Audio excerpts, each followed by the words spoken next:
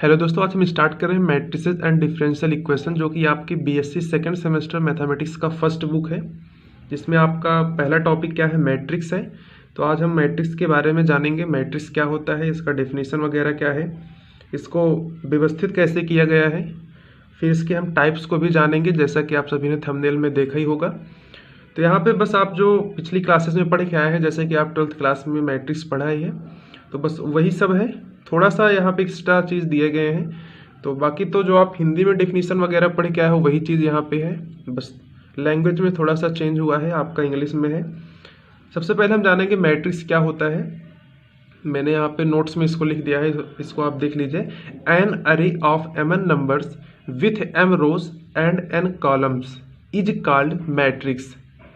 अर्थात आपका ऐसा व्यवस्था जिसमें क्या हो, m रोज हो और n कॉलम हो, उसको क्या कहेंगे आप, मैट्रिक्स कहेंगे। If mn numbers are a I j, where आपका i क्या हो, 1 2 3 से लेकर के n तक हो, या फिर m कह सकते हो, और आपका j क्या हो, 1 2 3 से लेकर के n तक हो, देन मैट्रिक्स रिटन एज। तब मैट्रिक्स को आप किस फॉर्म में लिख सकते हो, आप एक आयताकार यहाँ पे बनाओगे, इसमें लिखोगे आप A11 A12 A13 से लेकर के A1n तक होगा। फिर आपका ये सेकंड रो है, तो फिर A21 आ जाएगा, A22 A23 से लेकर के A2n तक। फिर आप ऐसे ऐसे आएंगे तो लास्ट में आपको m रोज मिलेंगे।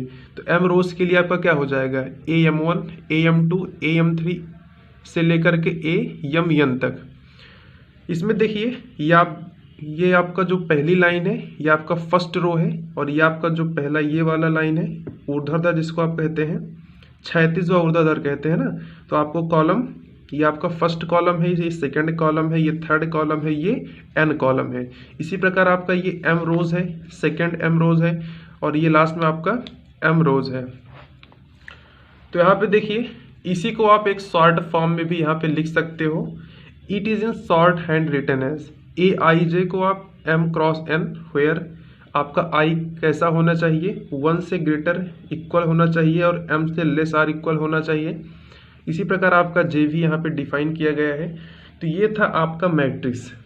मैट्रिक्स क्या होता है, मैट्रिक्स एक प्रकार की एक व्यवस्था है, जिसको आप m रोज और n कॉलम के रूप में आप लिख सकते हो। अगर आपके पास जैसे मान लो कि 2x2 क्रम का आपको मैट्रिक्स दिया गया हो, तो उसमें केवल 4 ही अवयव होंगे। A11 A12 होगा, A21 A22 होगा।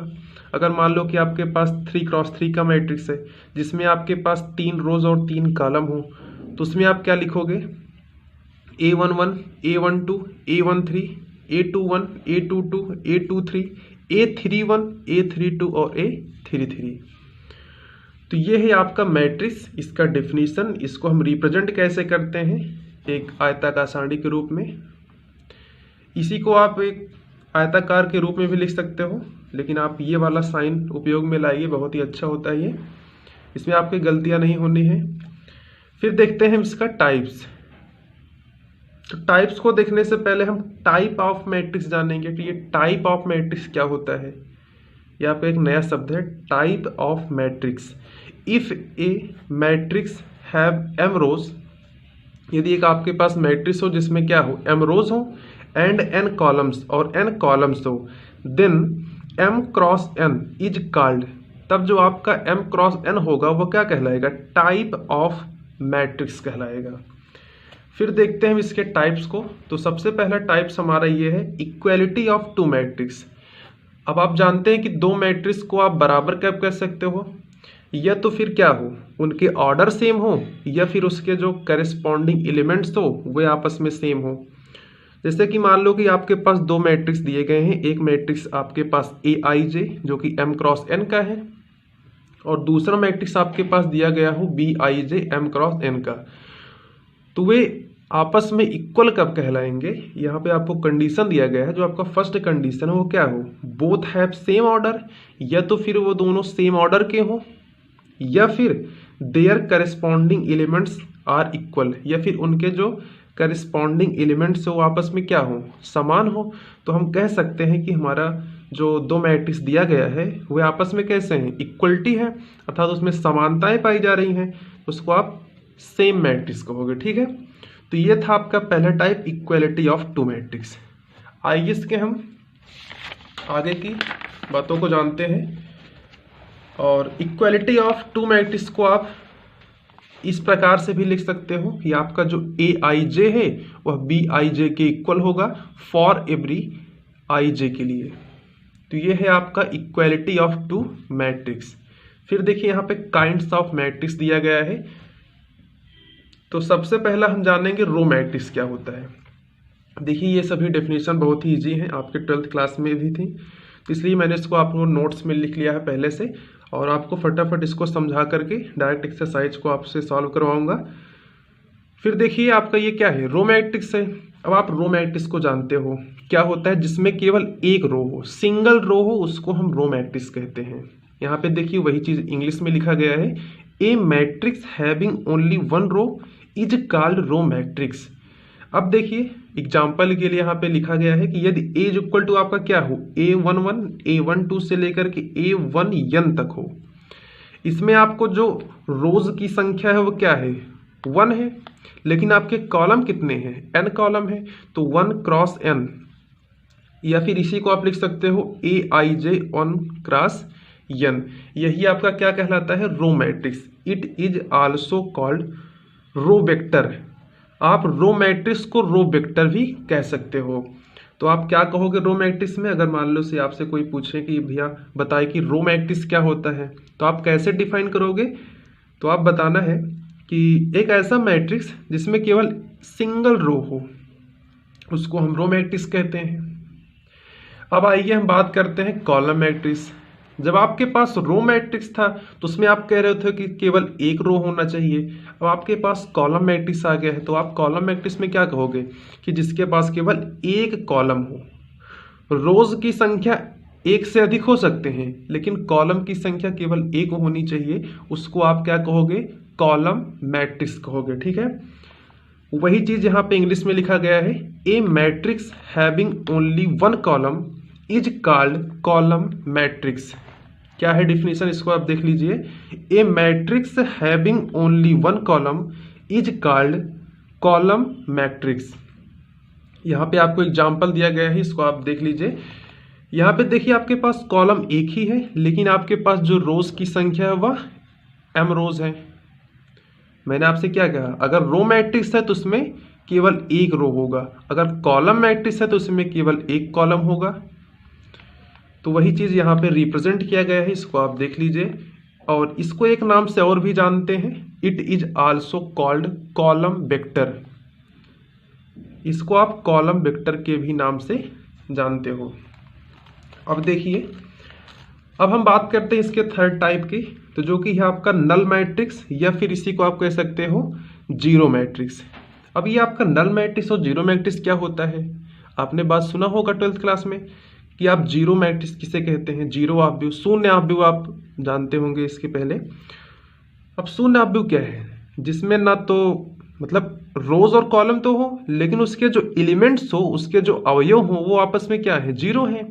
अगर वो उसके सभी अवयव क्या है, जीरो हैं, उसको आप नल मैट्रिक्स कहोगे या फिर जीरो मैट्रिक्स कहोगे। तो वही चीज यहाँ पे इंग्लिश में लिखा गया है, उसका डेफिनेशन आइए पढ़ते हैं कि ए मैट्रिक्स यदि ए इज इक्वल टू क्या हो, Aij m क्रॉस n हो, is said to be null matrix. इसको आप नल मैट्रिक्स कब कहोगे, यदि Aij आपका क्या हो, जीरो हो, फॉर एवरी ij के लिए।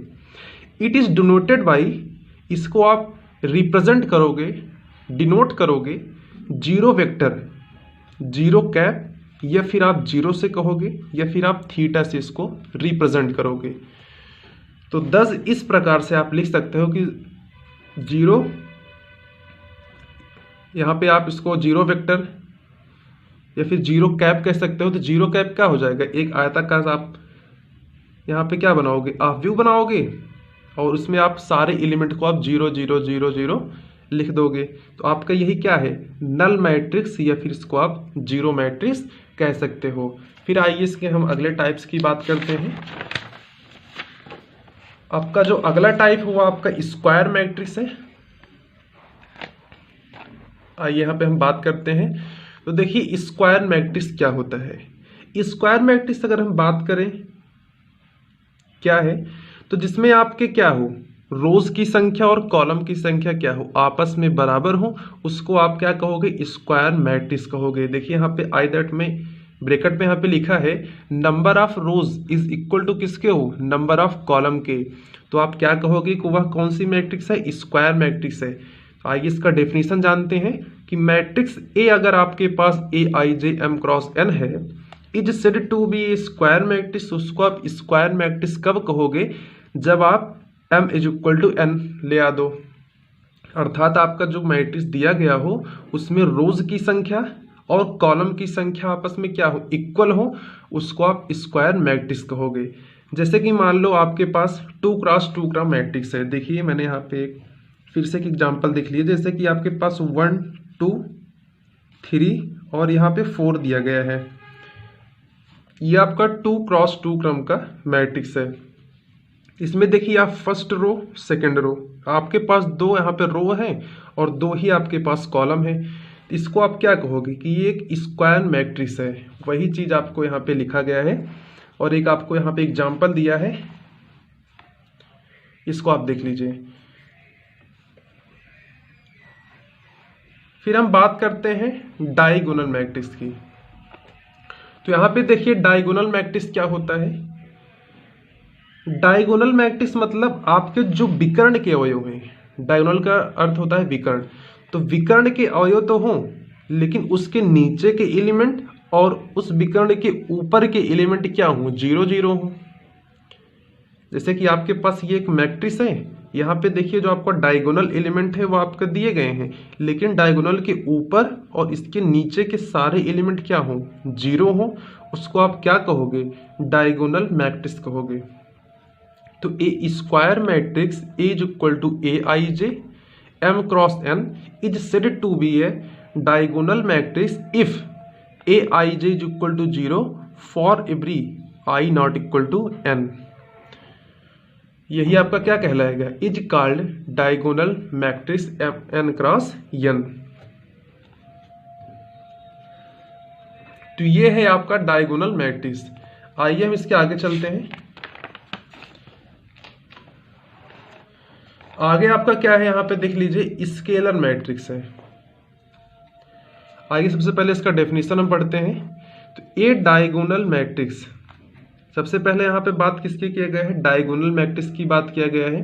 अर्थात आपके पास डायगोनल के एलिमेंट तो होंगे लेकिन उसके ऊपर के एलिमेंट और नीचे के एलिमेंट क्या होंगे, 0 0 होंगे। तो a diagonal matrix A is equal to, diagonal यहाँ पे A11 से लेकर के A तक दिया गया है, is said to be a scalar matrix if A11 is equal to A22 is equal to आपका क्या हो, AN हो, फॉर लेमडा से, लेमडा बीइंग सम स्केलर।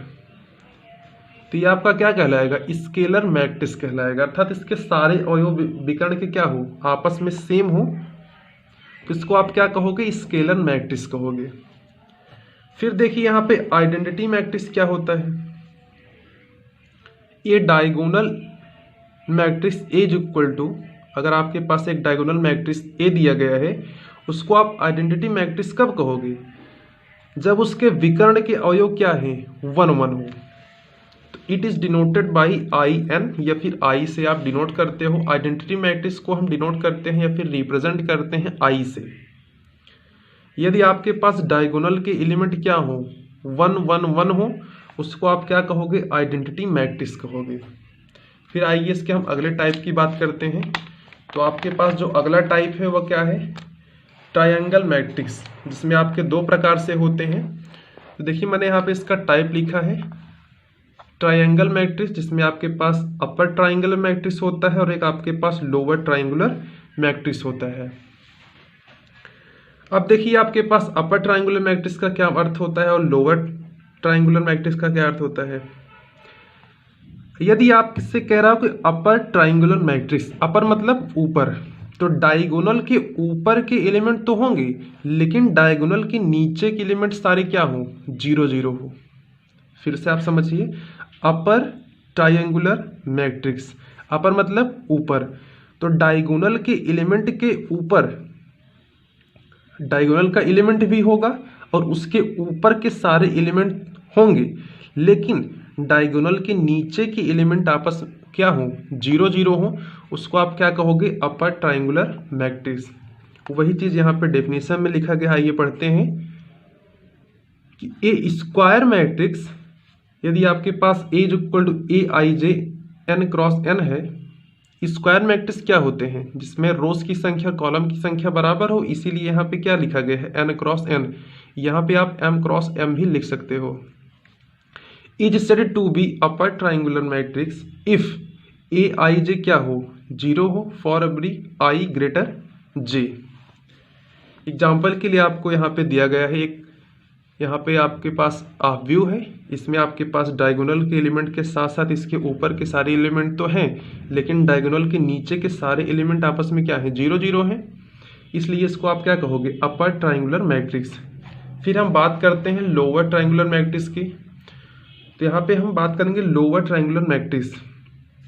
अब देखिए, अभी तक ने आप अपर की बात की, आप लोअर की बात करते हैं, तो डायगोनल के साथ साथ उसके नीचे के एलिमेंट तो हों, लेकिन ऊपर के सारे एलिमेंट आपस में क्या हो, 0 0 हो, तो वे सभी क्या कहलाएंगे, लोअर ट्राइंगुलर मैट्रिक्स। देखिए, जो आपका ट्राइंगुलर मैट्रिक्स होता है, ये आपका एक स्क्वायर मैट्रिक्स होता है, जिसमें आपके पास रोज की संख्या कॉलम की संख्या आपस में इक्वल होने चाहिए, तभी हम कहेंगे कि आपका ट्राइंगुलर मैट्रिक्स है। तो यहाँ पे देखिए, ए स्क्वायर मैट्रिक्स ए आपके पास ए आई जे एन क्रॉस एन है, is said to be a lower triangular matrix if A I J is equal to 0 for every I less J. वही चीज यहाँ पे आपको लिखा गया है, देख लीजिए कि आपके पास जो डायगोनल के एलिमेंट है उसके साथ साथ नीचे के सारे एलिमेंट तो हैं, लेकिन इसके डायगोनल के ऊपर के सारे एलिमेंट क्या है, 0 0 है, तो इसको आप लोअर ट्राइंगुलर मैट्रिक्स कहेंगे। तो आज हमने मैट्रिक्स जाना, मैट्रिक्स क्या होता है। एक मैट्रिक्स एक प्रकार की एक व्यवस्था है जिसमें m रोज और n कॉलम्स होते हैं। फिर उसके हमने टाइप्स को देखा और सभी बातों को हम अच्छे से समझे हैं, उसका डेफिनेशन वगैरह मैंने आपको नोट कर दिया है, इसको आप स्क्रीनशॉट लेकर इसको आप नोट कर लीजिए, फिर वीडियो को पॉज करके आप नोट कर सकते हो। तो इसके नेक्स्ट लेक्चर में हम जानेंगे इसके अगले टॉपिक को। आई होप वीडियो को पसंद आया होगा। अगर वीडियो को पसंद आया तो हमारे चैनल को सब्सक्राइब करके बेल आइकन को प्रेस कर दीजिए, जिससे कि नोटिफिकेशन सबसे पहले आपके पास पहुंचे। Thanks for watching this video, have a great day.